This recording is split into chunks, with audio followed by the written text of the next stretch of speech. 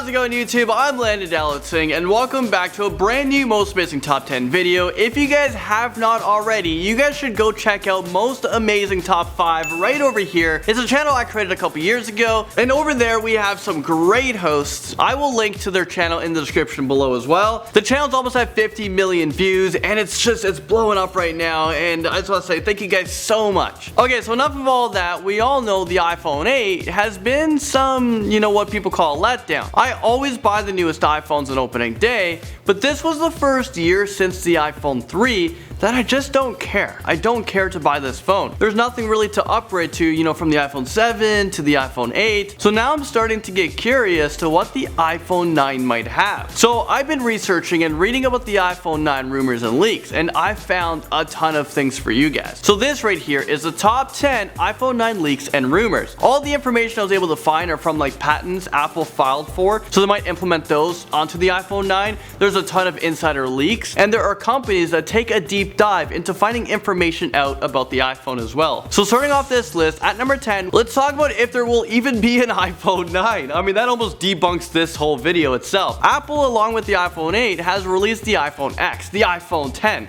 to represent the 10th anniversary that Apple, has been producing these iPhones for. So what happened to the iPhone 9? We went from the iPhone 8 to the iPhone 10. So some people believe that in 2018, next year, the iPhone 9 will come out, but other believes that they're skipping the 9 and they're just gonna come out with the iPhone 11. It just sounds like a better sell. How did people buy the iPhone X edition, which is the 10th edition, to now wanting to buy the iPhone 9 the next year? It just seems like an old generation phone already, although it's the newest. Number 9, it's rumored that the iPhone 9, if that's what the next phone is, it's gonna have a much larger screen than we are accustomed to. Right now, the iPhone 6, the iPhone 7, the iPhone 8 all have a 4.7 inch display on the base models, and for the Plus editions on the phone, they're all 5.5 inches. Well, the new iPhone 9 might be 5.85 inches for the base model, which is already bigger than the Plus editions. The iPhone 9 Plus might have a 6.46 inch display screen. This will become the biggest phone screen on the market. Since we're talking about the screen size,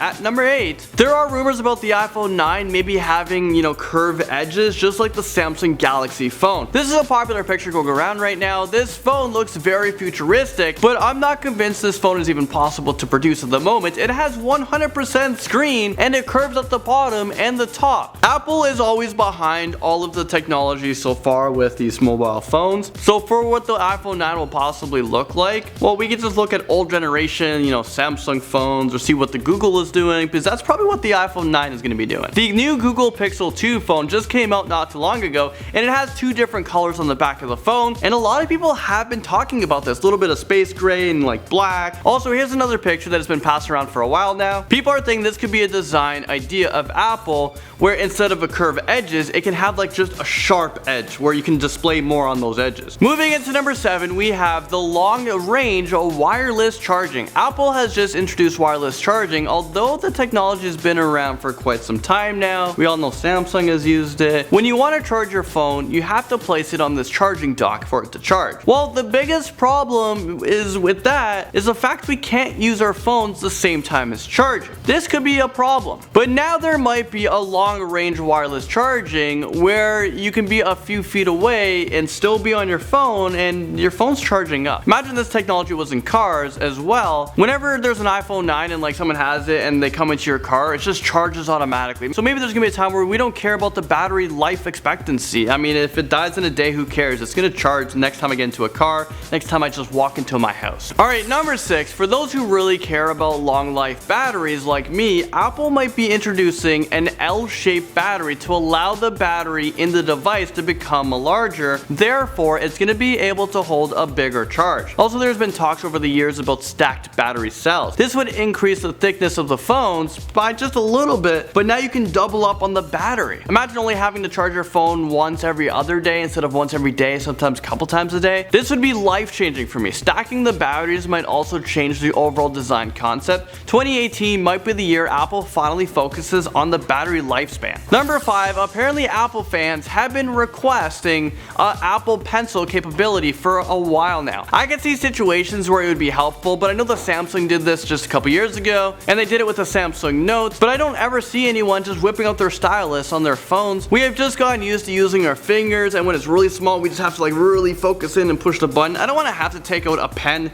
and like try to push it. I mean, I'm gonna lose that damn thing. Apple has already taken so much money away from me already. I don't want to be paying for this thing. Number 4, one of the most talked about things on the iPhone X right now is the fact that it's completely bezel-less. The speaker and the front-facing camera, well, it can actually be seen on the bezel. There are other phones out there that are just complete screen, and people seem to want this feature on their iPhones. So hopefully Apple listens to this, and when they create the iPhone 9, they can create a much smoother looking phone. So with the iPhone 9 rumored to have a bigger screen on it, we're hoping that they get rid of the awkward bezel part on the phone, because now they have more room to like, you know, work around it. Number 3, okay, so we all know the camera on the phone have become very important. I know for me, I use my phone as a vlogging camera, and I need the camera to be a lot better. And it's the first thing I look into when the phones come out. Apple hasn't changed from its 12 megapixels in a very long time, but it might be the time for a big upgrade in the camera software. Apple always chooses what aspect of the phone to better improve, because there's like millions, if not billions of dollars worth of technology put into these different aspects of the device. You know, the battery, the camera, so on. The camera seems to be forgotten about every single year, and it might be time for them to have a megapixel boost. There are reports showing that Apple has placed a big order from smartphone lens modules greater than 12 megapixels from a company in Taiwan. Number 2, the processing in the phone will be faster. It's going to be faster than any phones on the market. Apple is rumored to use a A12 chip. It will have a 30% boost in the CPU performance.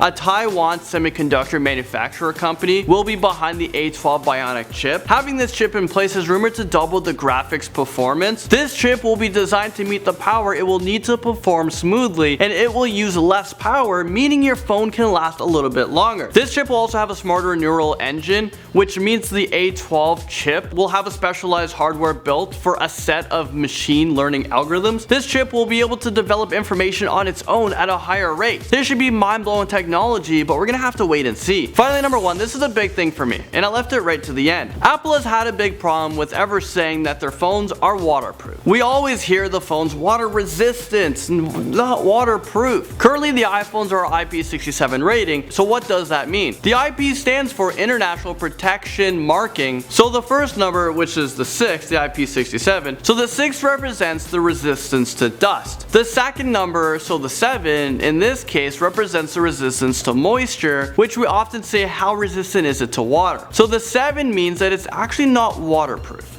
but it can handle being a little bit wet for up to 30 minutes. I put my phone in water many times, like just a little bit for 30 minutes, and it seems like the speaker is the first thing that always goes, and it always comes back the next day. So the first number we talked about, the 6, it's actually the highest level you can go against the dust, but when it comes to liquids, you can go all the way up to 9K. We're not even close to that mark. If Apple is able to take the IP rating to the next level, so IP68, that means we can now put our phones in the water for 30 minutes up to 1.5 meters. That's what I need. Well, there you guys have it. Thank you guys so much for watching this video, and I'll see you guys all in a brand new one.